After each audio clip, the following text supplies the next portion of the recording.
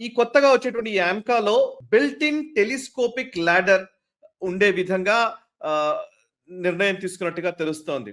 So telescopic ladder అంటే ఏంటి, దీని అవసరం ఏంటి, అండ్ దీని ఇప్పటిదాకా ఉన్నటువంటి మిగతా ఫైటర్ జెట్స్ వేటికి కూడా లాడర్ సెపరేట్ గా ఉండేది, బట్ బిల్ట్ ఇన్ ఫీచర్ అనేది దీంట్లో వస్తుందని తెలుస్తోంది. ఒకసారి డీటెయిల్స్ చెప్తారా? మనం చూసే ఉంటాం, మనకు గతంలో రాష్ట్రపతి ఏపీజే అబ్దుల్ కలాం గారు మన ఫైటర్ జెట్ లో వెళ్ళారు, ఆయన మోదీ గారు వెళ్ళారు తేజస్ లో, అలాగే రీసెంట్ గా ద్రౌపది ముర్ము గారు వెళ్ళొచ్చారు. ఎంతో మంది మన ప్రెసిడెంట్స్, ప్రైమ్ మినిస్టర్స్ చాలా మంది మనం చూసాం. అఫ్ కోర్స్ ఫైటర్ పైలట్ కూడా అదే చేయాల్సిందే, ఎవరైనా అదే చేయాల్సిందే. మనకు ఉన్నటువంటి ఫైటర్ ఎయిర్ క్రాఫ్ట్స్ అన్నిటికి కూడాను దాని కాక్పిట్ లో ఎక్కడానికి, సింగిల్ సీటర్ కానీ డబుల్ సీటర్ కానీ ఎక్కడానికి ఒక నిచ్చెన తీసుకొస్తారు. అది మాన్యువల్ గా తీసుకొస్తున్నారు. ముందర 2 వీల్స్ ఉంటాయి, వెనకాల వీల్స్ ఉండవు. దాని అలా తోసుకుంటూ వచ్చి ఆ కాక్పిట్ దాకా పెట్టిన తర్వాత పైలట్ ఎక్కి దాంట్లో కూర్చుంటాడు. కూర్చున్న తర్వాత ఈ నిచ్చెన తీసేస్తారు, అప్పుడు అతను టేక్ ఆఫ్ అవుతాడు. ఇది నార్మల్ ప్రొసీజర్. మనకి ఈవెన్ సివిలియన్ ఎయిర్ క్రాఫ్ట్ లో కూడా మనం చూసాము. ఏరో బ్రిడ్జ్ లేని ఎయిర్పోర్ట్స్ లో అంతా కూడా వీళ్ళు 2 మెట్లు తీసుకొచ్చి దానికి ఫ్రంట్ బ్యాక్ 2 డోర్స్ మీద అటాచ్ చేస్తారు. దాని గుండా మనం దిగుతాం. మాన్యువల్ గా జరుగుతుంది. ఇప్పటి వరకు మన దగ్గర ఉన్నటువంటి ఇంక్లూడింగ్ రఫాయల్ తో సహా వీటన్నిటి కూడా మాన్యువల్ గానే వాళ్ళు ఎక్కాలి, మాన్యువల్ గా దిగాలి. కానీ రాబోయే రోజుల్లో యుద్ధం చాలా భిన్నంగా ఉండబోతుంది. బహుశా మనం టేక్ ఆఫ్ ఎక్కడో మనం ఒక ఎయిర్ బేస్ నుంచి మనం టేక్ ఆఫ్ అయితే కనుక జామ్నగర్ ఎయిర్ బేస్ నుంచి మనం టేక్ ఆఫ్ అవుతాం. టేక్ ఆఫ్ అయిన తర్వాత మనకు తెలుసు ఆ చుట్టుపక్కల ఆ ఏరియాస్ అంతా కూడాను 2-3 ఎయిర్పోర్ట్స్ మీద దాడి జరిగింది అనుకుందాం.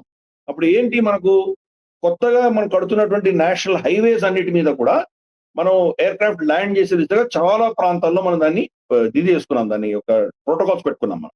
కాబట్టి అది బహుశా ఎక్కడో మనం బహుశా హైదరాబాద్ మనకు ఢిల్లీ ఆగ్రా హైవే మీద ల్యాండ్ అవ్వాలనుకుందాం. ఢిల్లీ ఆగ్రా మీద ల్యాండ్ అయితే పైలట్ దాని నుంచి ఎలా దిగుతాడు? అతనికి అక్కడ నిచ్చెన లేదు కదా, మాన్యువల్ నిచ్చెన లేదు కదా, హైవే మీద దిగాడు, ఏం చేస్తాడు? అలాగే మనకు అడ్వాన్స్ ల్యాండింగ్ గ్రౌండ్స్ ఉంటుంది, అక్కడ బహుశా ఉండొచ్చు ఉండకపోవచ్చు, ఎమర్జెన్సీలో కూడా ల్యాండ్ అవ్వాల్సి వస్తుంది. అప్పుడు ఏం చేస్తాం మనం? కాబట్టి ఈ ఇబ్బందులు ఉంటాయి. అందుకని ఈ టెలిస్కోపిక్ లాడర్ టెక్నాలజీ అన్నది ఆమ్కాలో రాబోతుంది. అంటే మనకి ఇప్పుడు ఉన్నటువంటి తేజస్ MK-1A, తేజస్ MK-2, రాబోయేటువంటి MK-2 రెండిట్లో కూడా లేదు.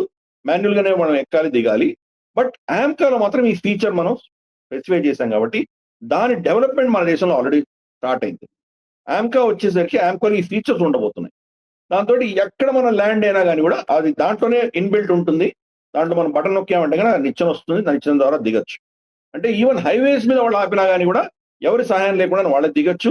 అలాగే వాళ్ళు దాన్ని ఎక్కి మళ్ళీ దాన్ని బటన్ ప్రెస్ చేస్తే కానీ అది లోపల వెళ్ళి లాక్ అయిపోతుంది. కాబట్టి ఆ కెపాసిటీ, ఆ అడిషనల్ కెపాసిటీ మనం ఈరోజు ఆమ్కాకి ఇచ్చే దిశగా మనకు ప్రభుత్వం అప్రూవల్ ఇచ్చింది. దాని దృష్ట్యా ప్రైవేట్ ఇండస్ట్రీ కూడా దాని గురించి వర్క్ చేస్తుంది. అఫ్ కోర్స్ ప్రపంచంలో ఈ యొక్క టెక్నాలజీ ఉన్నది, మన దగ్గర లేదు. మనం ఇప్పుడు ఈ టెక్నాలజీని భారతీయ ఇండస్ట్రీ, భారతీయ సైంటిస్టులు వీళ్ళు ఒక ఆత్మనిర్భరత దృష్ట్యా మన దేశంలో ఈ టెక్నాలజీ తయారు చేస్తున్నారు. ఇంకెవరి మీద డిపెండ్ అవ్వకుండా ఫ్యూచర్ ఏదైతే మన 5th జనరేషన్ ఏదైతే అంటున్నామో ఆ ఎయిర్ క్రాఫ్ట్ కి పెట్టేటువంటి ఒక అప్రూవల్ వచ్చింది. అది మనం అందరూ కూడా ప్రేక్షకులకు చెప్పి మనం అందరం కూడా దీన్ని సంతోషించవలసినటువంటి విషయం. ఈ వీడియో మీకు నచ్చినట్టయితే లైక్ చేయండి, 10 మందికి షేర్ చేయండి. అలాగే కామెంట్ల రూపంలో మీ అభిప్రాయాలను మాతో పంచుకోండి. Nationalist hub group of channels ను సబ్స్క్రైబ్ చేసుకుని తెలుగునాట జాతీయవాద జర్నలిజాన్ని ప్రోత్సహించండి. ఈ వీడియో కింద ఉన్న బెల్ ఐకాన్ పై క్లిక్ చేయడం మర్చిపోవద్దు.